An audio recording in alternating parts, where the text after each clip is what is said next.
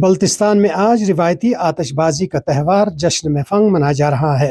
یہ تہوار ہر سال 21 دسمبر سے بلتستان بھر میں شروع ہوتا ہے۔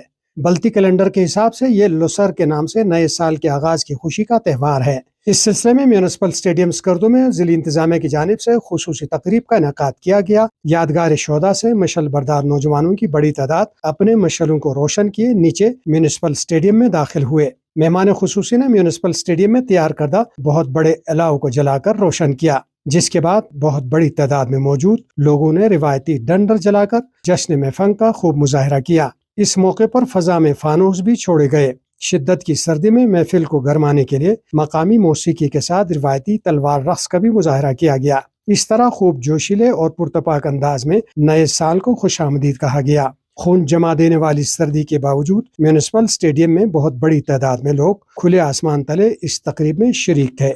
قاسم نسیم، سیاچن ٹائمز، اسکردو۔